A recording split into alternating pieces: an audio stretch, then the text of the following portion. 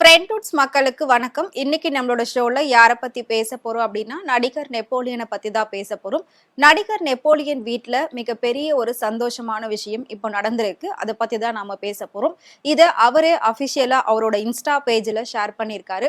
என்ன அப்படின்னா போன வருஷம் நவம்பர் மாசம் 7ஆம் தேதி தனுஷுக்கும் அக்ஷயாவுக்கும் கல்யாணம் நடந்தது. அந்த கல்யாணம் மிகப்பெரிய ஒரு பேசு பொருளா இருந்தது. எப்பவுமே பாத்தீங்கன்னா தமிழ்நாட்டுல நடக்கக்கூடிய கல்யாணம் மட்டும் தான் தமிழ்நாட்டு கலாச்சாரப்படி நடக்குமா அப்படின்னு கேட்டா கண்டிப்பா கிடையாது.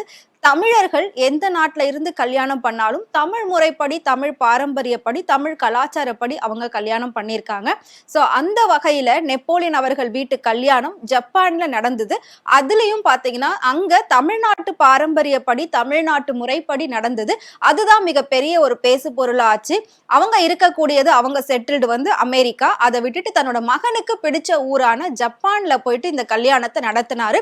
அதுவும் ரொம்ப சிறப்பா, ரொம்ப பிரம்மாண்டமா வந்து இந்த கல்யாணத்தை அவர் நடத்தி முடிச்சாரு. இந்த கல்யாணத்துக்காக அவரோட சொந்தக்காரங்க, ஃப்ரெண்ட்ஸ் எல்லாரையுமே பாத்தீங்கன்னா ஃபிளைட் டிக்கெட் புக் பண்ணி ஜப்பானுக்கு வர வச்சு கல்யாணம் முடிஞ்ச கையோட திருப்பி அனுப்பாம அந்த ஊரையும் ஃபுல்லா சுத்தி காட்டி எல்லா செலவுகளையும் பார்த்து தன்னோட மகனுக்கு என்னெல்லாம் செஞ்சா பிடிக்குமோ அது எல்லாத்தையும் அவர் வந்து செஞ்சிருந்தாரு. அது எல்லாமே நம்ம வந்து கேள்விப்பட்டிருந்தோம். இதை பார்த்த ரசிகர்கள் எல்லாருமே அவங்க ரெண்டு பேருக்கும் வாழ்த்துக்கள் சொன்னாங்க.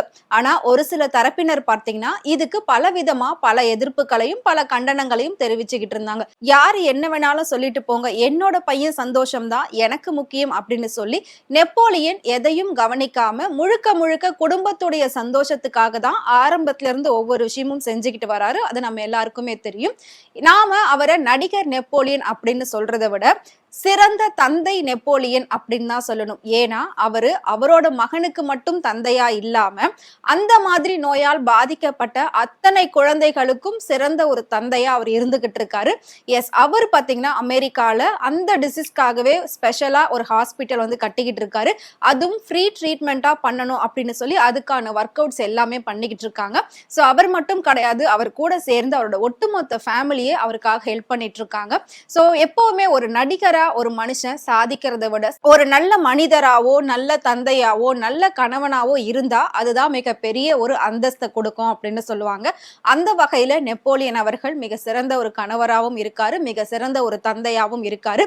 இன்னைக்கு அக்ஷயாவுக்கு கிடைச்ச அந்த ஒரு வாழ்க்கை எந்த ஒரு பெண்ணுக்குமே கிடைக்காது. அந்த அளவுக்கு கொடுத்து வச்சவங்க அவங்க அப்படின்னு எல்லாருமே சொல்லக்கூடிய அளவுக்கு அந்த பெண்ணை அந்த குடும்பமே ரொம்பவே தாங்கி பாத்துக்கிறாங்க, ரொம்ப அழகா பாத்துக்கிறாங்க. இதனால அவங்களோட அம்மா வீட்டை கூட மறந்துட்டு முழுக்க முழுக்க அந்த குடும்பத்தோட சேர்ந்து தன்னோட சந்தோஷத்தை அனுபவிக்கிறாங்க.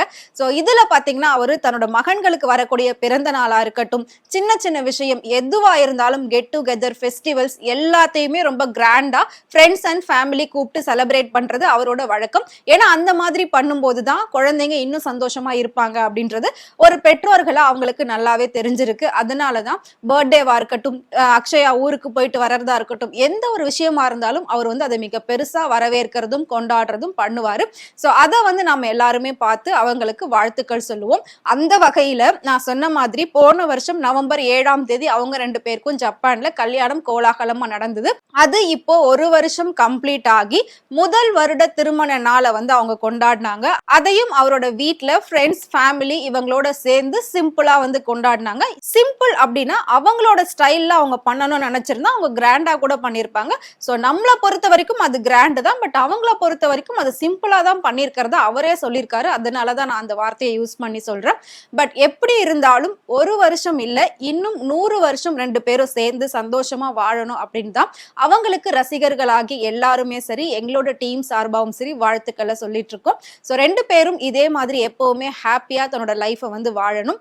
யாரெல்லாம் எந்த அளவுக்கு விமர்சனம் பண்ணாங்களோ இன்னைக்கு அவங்கெல்லாம் திரும்பி பார்க்குற அளவுக்கு அந்த பெண் வந்து அந்த குடும்பத்தை ஏத்துக்கிட்டு பாத்துக்கிறது அப்படின்றது மிகப்பெரிய ஒரு விஷயம் தான். ஒரு நல்ல பெண்ணாவும் அவங்க வந்து அந்த வீட்டுக்கு நடந்துக்கிறாங்க, ஒரு நல்ல மனைவியாவும் நடந்துக்கிறாங்க. அப்படி இருக்கிற பட்சத்துல இந்த மாதிரி ஒரு லைஃப் நமக்கு கிடைக்கலையே அப்படின்னு சொல்லி எத்தனையோ பெண்கள் ஏங்கிட்டு இருக்காங்க.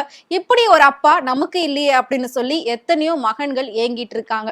அந்த மாதிரி ஒரு சிறந்த தந்தையாவும், ஒரு சிறந்த கணவராகவும், ஒரு சிறந்த மாமனாரும், எல்லா வகையிலும் ஒரு சிறந்த மனிதரா இருக்காரு நடிகர் நெப்போலியன். சோ அவங்களோட குடும்பம் இதே மாதிரி எப்பவுமே வந்து சந்தோஷமா இருக்கணும் அப்படின்னு எங்களோட டீம் சார்பாகவும் வாழ்த்துக்களை தெரிவிச்சுக்கிறோம்.